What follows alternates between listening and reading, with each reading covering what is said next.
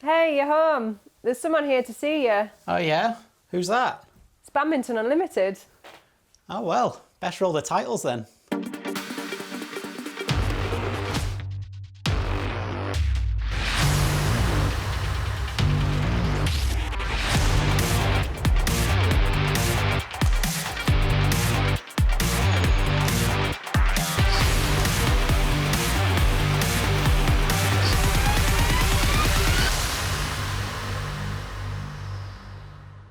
Hey, I'm Lauren Smith. And I'm Ellis. We're going to spend the day with you, show you around Milton Keynes and show you what we get up to. The English partnerships of Lauren Smith and Marcus Ellis has developed into one of the strongest mixed pairings in the world game. And like most elite players, they started off at an early age. I think I started when I was around 6. It was just at the local club with my dad. It wasn't anything intense or special. That's what really got me started, and I think at that age to engage a kid like I was, I think really highlights how much I love the sport even from such a young age. And to be honest, I just couldn't get enough. I put a lot of pressure on my parents to take me. I was always asking to go, and I think my first actual England tournament where I was representing England, I think I was under 13 at 11 years old. So the progression was quite quick for me. My entire life, that badminton club were family. I started playing myself at 7, so I was a much slower developer than Marcus in that sense. I kind of got my first England cap when I was about 14. I was kind of on and off the programme for a long time and didn't really come to high up in the England ranks until I was 19 or so. So it was a bit of a slower development for me, but I loved the sport. I loved being active, and it was just a real family for me at the club I started at, which made me want to go. Maybe in some ways it was that you could be on court with boys and beat them. For me, growing up, it was never seen as anything out of the ordinary for a girl to be in a sports situation, sweating, red in the face, putting in loads of effort. That was made quite normal for me, I think, just from my family and sport that we used to watch. So I think for me it was just that kind of, the game is like, there's so much endurance, there's so much power, there's so much to it, and I just kind of loved the challenge of going and trying to beat different people and play different ways. And I think it was just the whole variety of badminton that you were never ever bored, because there was always something to kind of work on or think about that kept me interested. Again, from a very early age, my dad took me to the All England, which is the only tournament in the UK that is of the highest, most prestigious level. When I was 8-9 years old, he would take me down, and I even got the opportunity. Yeah, I was a court mopper, and I did the scoring from behind the court and things like that. So it wasn't just I wasn't just in the crowd. I was courtside, watching. It was these amazing singles players that were coming through, like Lindan. I think I remember scoring his game when I was a little kid, and them sort of things really do inspire you. Whether you believe at the time that you could ever achieve it, I'm not sure, but for sure I'd say it's very inspiring. Having climbed the national ranks individually, Lauren and Marcus left their family homes in the north of England to join the ranks of the National Badminton Centre in Milton Keynes, a big change which opened their eyes to the elite game. I remember the first few weeks in Milton Keynes, and I've always been somebody that prides myself on training hard, and I trained hard at uni. I used to do really long sessions and get there at the crack of dawn and do another afternoon session. And then I came to Milton Keynes, and the volume of what I was doing probably halved. And I've never slept so well in my entire life. I would go in the morning, I'd train, I'd come back, I'd sleep, I'd have some food, I'd train, I'd have some food, I'd go to sleep. It was just relentless, but the step up of intensity and things like that was huge. But the benefit of having a group of people doing the same thing and in the same boat as me was that you knew that was kind of, everybody was feeling the same, and everyone was like, in it together. And that's where the environment at the Badminton Centre is just, it's the best place to be, because the goal is excellence, the goal is the top in the world, and you're surrounded by that constantly in that environment. For several years, Marcus and Lauren successfully competed internationally in doubles, but in early 2017, they joined forces in mixed doubles after finding their respective games complemented each other. The chemistry was not limited to the court. The on-court came first, which I don't know if many people kind of realise. We were playing together for a year or so before. I mean, it's hard to say, it's hard to put a time on, but we were playing together for quite a while before we were actually in a relationship. So that was quite a unique situation, but in some ways I think beneficial to our partnership because, first and foremost, we were kind of badminton, let's do this. And we've always known each other, we've always been good friends, but when we started playing together, obviously you spend a bit more time together, you start travelling together, and we just kind of got to know each other a little bit better, and one thing led to another, and here we are.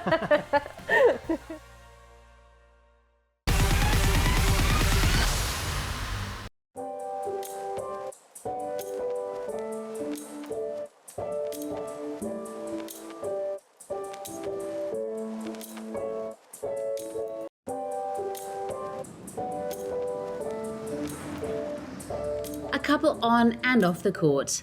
Marcus and Lauren spend a lot of time together, along with Luna, their dog.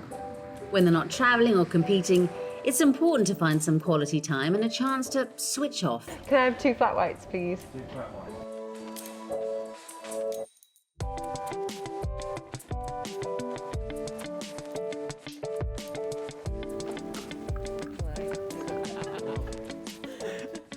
So here we are in Bogota, our favourite coffee shop in Milton Keynes, and the coffee is lovely. Well, they actually allow dogs in, which is any place now that don't accept dogs, it's like, no. We're not going. No matter how nice it is, you're done. So, it's lovely taking her around with us, and it's like having a little baby, to be honest. We don't get loads of downtime, but when we do, we make sure we make the most of it because playing and training is really intense. So it's important to be able to switch off and kind of get away and escape with a good cup of coffee, or just lose yourself in some series. We try and make the most of every minute we can.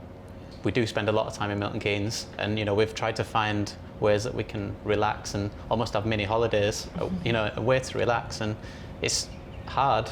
The last time we had a 2-week holiday, like most people would have, I'm going back 10 years or more, so you have to get quite creative in finding new ways. Often we'll go places and you'll see the airport, the hall, the hotel, and so it's really not as glamorous as it sounds, but at the same time we've also had opportunities to go places.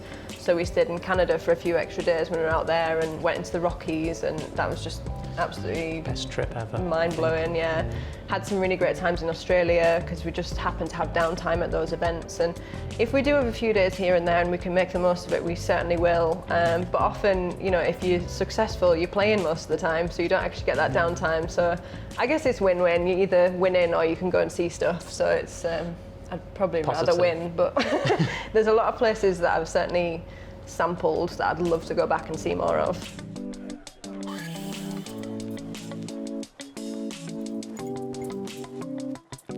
When I was younger, I struggled a lot with kind of body image, self-esteem, and every time I tried to diet, I absolutely pigged out. If I was like, right, you can't eat chocolate this week, 5 minutes later I'd have eaten like a family-sized bar of dairy milk because I've got no willpower. But over the years, I've really found that it's just about everything in moderation. We love food, and all food, and we enjoy cooking and eating loads of vegetables and trying new dishes. And for me, I enjoy eating salads as much as I enjoy eating cake. But you have to allow yourself to have things that you want, because I think in the end it'll just get you down, it'll get to you, and eventually it'll be detrimental, and if you just let yourself have a bit of chocolate, it's not really going to matter, not really. But Lauren hit the nail on the head there with moderation and balance. It's getting the right levels of chocolate to salad ratio, I think. I think she's better at social media than I am. It's not that I'm bad at it, I just think you're quite good at it. I just think, for me, It's just a really nice community on there, and I've never kind of thought I'd be someone to be on social media quite a lot, and I do try and be quite sensible with how much time I spend on my phone. But you know, especially in lockdown, to kind of be able to connect with, I guess, badminton fans that were missing badminton as much as we were, was really important. And you know, from lockdown especially, my following's kind of grown, but also what I'm putting on there, I'm enjoying kind of creating stuff for people and trying to be quite inventive with whether it's silly TikTok videos to make people laugh or if it's an actual badminton exercise. You know, for me it's just nice to kind of share those things, and I always hope to kind of improve the profile of badminton, especially in England. You know, it's not the biggest profile sport, and if you can kind of inspire someone to pick up a racket or just get the sport out there a little bit more, then that's beneficial for the sport as a whole, as well as just being enjoyable for me. And it's incredible the message that I get, and I've got some incredibly dedicated fans, which is just so surreal, because you know, I don't know why people like me. That's so bad, isn't it? But you know, it's just, you know, the message on there have been really motivating, and it just kind of keeps you going on dark days. And I know there's a lot of kind of negative things to social media, but I actually think there's a lot of positive things that are on there too. So finished our coffee now. It's time for you to put your kettle on, and we'll see you after the break.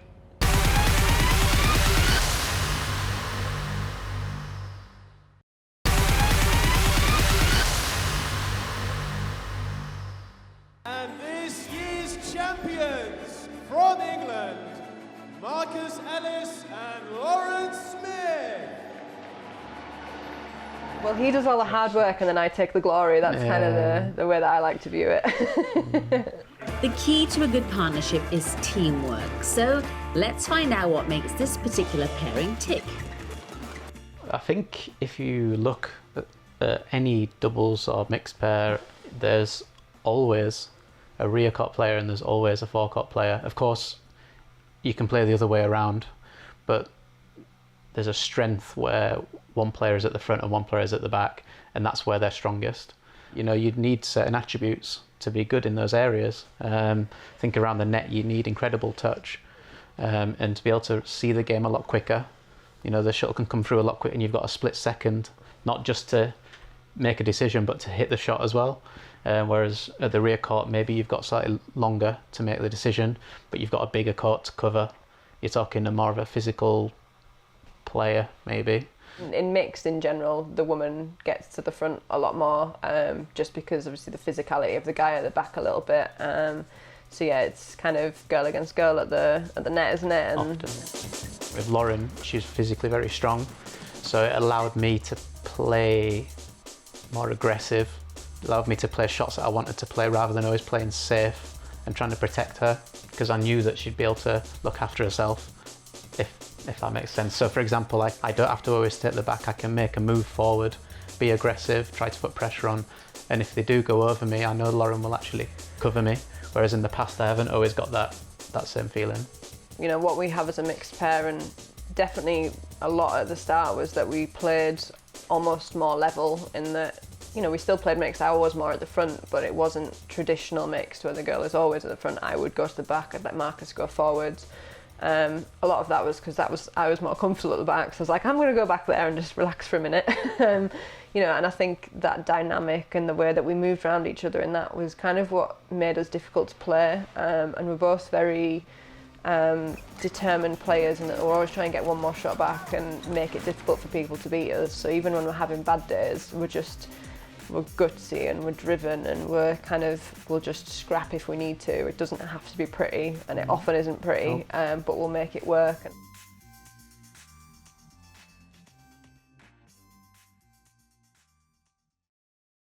Understanding your partner is key to a strong combo. So how well do these two really know each other?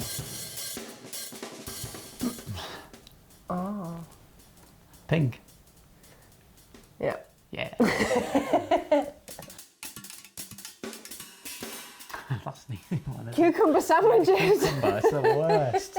It's like the devil food.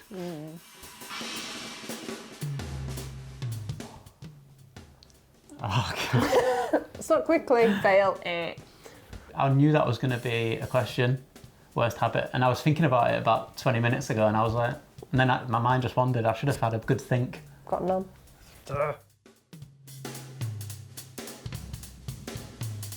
Olympic medal. Yeah, that's probably right. Yeah.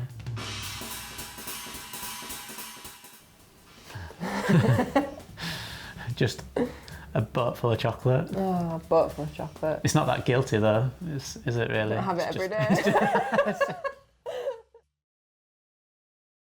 The preparation for a match is quite key, and it's something that I haven't always been strong at, I'll admit. But Lauren's very good at it, so she'll watch a previous match where I watch the opponent. I've always been a bit of a nerd. Yeah, she loves doing that. So she'll watch it, get a good idea, and then she'll come and talk to me about it. And even the very top pairs in the world, you wouldn't believe some of the patterns that emerge. So sometimes you'll hit it in a certain place, and 99% of the time they'll play the exact same shot back. And until you see it in a video, you wouldn't quite believe it. So sometimes it really helps reinforce patterns of play from different players, and that is a big advantage. Knowing where someone's going to hit it, if you hit it in a certain place, that's really, really big. With all the best intentions in the world, you can just have a bad day. So you can step on court and you can't, the shuttle looks like a pin and the racket feels like a bat, and it's just, alternatively, the shuttle can look like a football and it's like you've got a magic wand in your hand.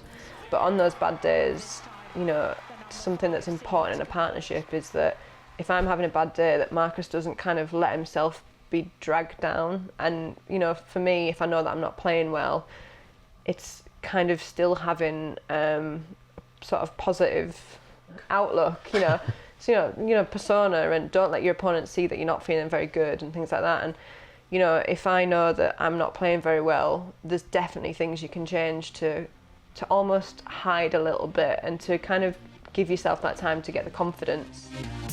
And when it all goes well on the court, the positives are magnified. It's a huge moment for the two English players, their first Super 300 event victory. They were both stunning today.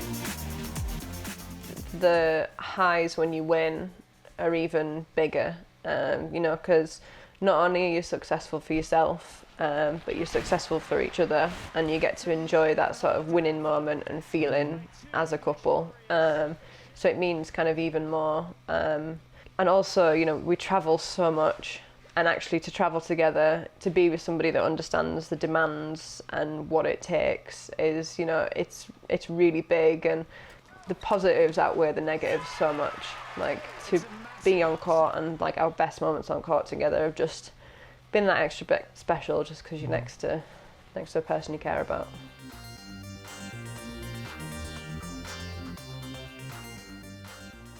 Yeah, we've won some great titles together. We've got quite a good collection of medals so far. Unfortunately, he does have one over me with the Olympic one, but he's really humble about it, so it's okay.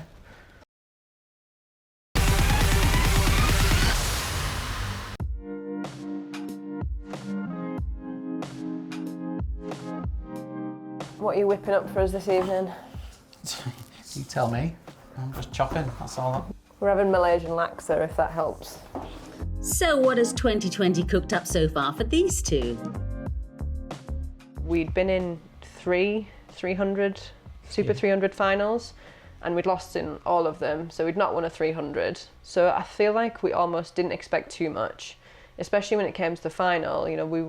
We weren't particularly huge favourites in any of the matches, but we knew that we had to go on there and play our best. And for the previous finals, we'd probably been slight favourites and not really performed and maybe put too much on our own shoulders. And actually, finally in Thailand, we were just like, forget all that, we don't care, we're just going to play well, we're going to do what we can and see what happens. And we just kind of kept figuring it out and kept problem solving the whole way. Because of that and because of that focus and determination, I think that is why we won in the end, because it was a difficult haul and we didn't ever let ourselves just get down on it. We just figured out a way to make it work, and it was just one of them weeks where things just went right in the end. We had a fantastic tournament. Some of the pairs we beat, we were so happy with. And all of a sudden, you know, it only takes something like that to bring you right back up to where you want to be. And again, a month and a half later, we played the All England and had another, not just the result, but, you know, the performances along the way for us. Like, that's the biggest thing that I took away from the All England. I mean, the game we played, Watanabe and Higashino, so that would be second round at All England.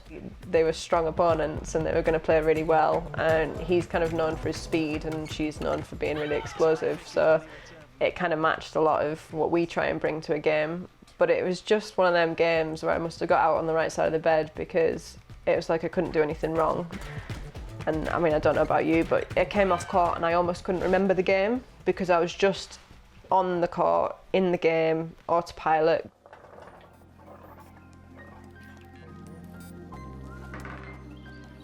There was a few points in the match where I was like, do you know what? They're actually quite weak there. You know, and they don't have many weaknesses. But there was a few rallies where I feel like we exposed them time and time again. And I was like, they're not strong there. And strong everywhere else, but to find what I consider quite a big weakness in a pair like that was as rewarding as winning. It's, you know, and you know, that was the first time we played them, so you know, we didn't know what to expect going into it, so to find something like that I thought was pretty good. Quarter-final, Tangense, so third set. We'd just come back from down in the second to win, probably undeservedly in a way. But he hit a shot, he hit like a smash or a kill, and I got out the way of it by basically like falling in a heap on the floor, and it landed like out the back. And I still remember clear as day sitting on the floor and just being like, we've got him, because the tables had just turned. It was, you know, they'd had all of the control of the game. We'd really struggled to settle in. We'd fought our way back to take the second set, maybe undeservedly.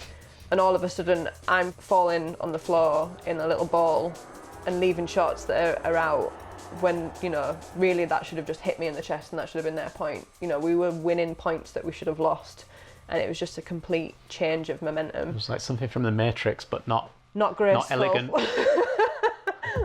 A loss in the semi-final to the eventual champions, Indonesia's Praveen Jordan and Melati Deva Oktavianti, did not dampen a great start to 2020. Performances along the way for us, like, that's the biggest thing that I took away from the All England. You know, we beat a mixed pair who ranked 4 in the world, and it was quite comfortable, you know, and to perform like that, it was really big for us, and I could feel us starting to like ride some sort of a wave. So obviously when you know, obviously the country got locked down almost immediately after the All England, it was quite deflating, because, you know, obviously we've kind of had to start again a little bit, try and get our confidence going, but you know, nothing can take that January to March period away from us. You know, it was a really good time. Like the victories, you know, like Thailand and like getting to the semi of the All England, where I need to take a moment to think how good that is, you know, because it is good. But my motivation for training needs to be driven by something, which is to get better, but also the knowledge of what we're capable of, which makes it achievable. You know, we've beaten 4 in the world, so why can't we be 4 in the world? You know, that sort of thing to get you out of bed in the morning. And training's hard, it hurts your body. It's, you know, you have downs in performances and stuff like that. And so you need moments of good to drive you. So, what's next for this dynamic duo? After January, we're still not sure, to be honest. We've got this block in January that at the moment is confirmed, so we'll be leaving early January. We have 2 tournaments in Thailand, and then fingers crossed we qualify for the World Tour finals. But at the moment, we don't have any concrete plans. Well, one thing for certain is that Lauren and Marcus have been perfect hosts, and we thank them for allowing us to hang out with them at home. Thanks for joining us. We've had a really lovely day, but tired now, so it's time to put our feet up. Bye.